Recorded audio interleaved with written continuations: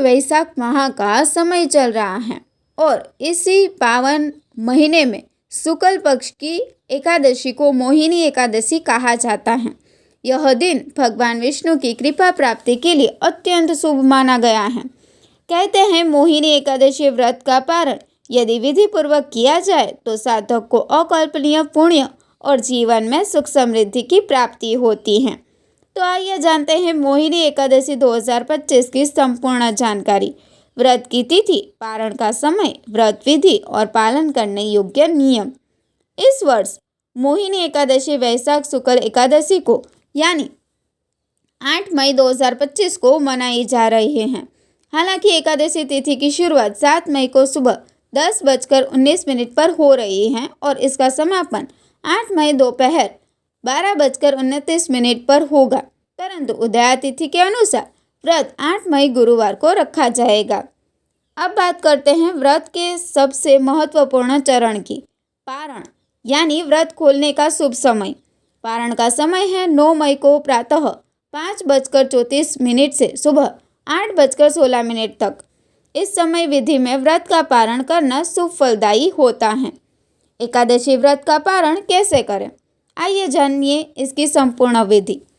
सबसे पहले प्रातः ब्रह्म मुहूर्त में उठे, स्नान कर शरीर और मन को शुद्ध करें, सूर्यदेव को अर्घ्य अर्पित करें और अपने दिन की शुरुआत ईश्वर का स्मरण करते हुए करें। फिर भगवान गणेश का पूजन करें और उसके बाद भगवान विष्णु और माता लक्ष्मी की पूजा करें। पूजा के अंत में तुलसी का पत्ता मुख में रखकर व्रत का पारण करें और हाँ, इस दिन केवल सात्विक भोजन ही करें। अब जानते हैं कुछ ज़रूरी नियम जिनका पालन पारण के दिन अवश्य करें। इस दिन मूली, बैंगन, साग, मसूर दाल और लहसुन प्याज जैसे तामसिक पदार्थों का सेवन न करें।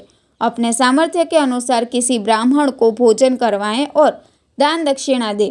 साथ ही किसी ज़रूरतमंद को भोजन कराना भी व्रत का श्रेष्ठ पारण माना जाता है। यह न केवल व्रत को पूर्ण करता है बल्कि आपके जीवन में शुभता और करुणता लाता है। मोहिनी एकादशी के दिन भगवान विष्णु के नाम का जाप करना विशेष पुण्यदायी माना जाता है।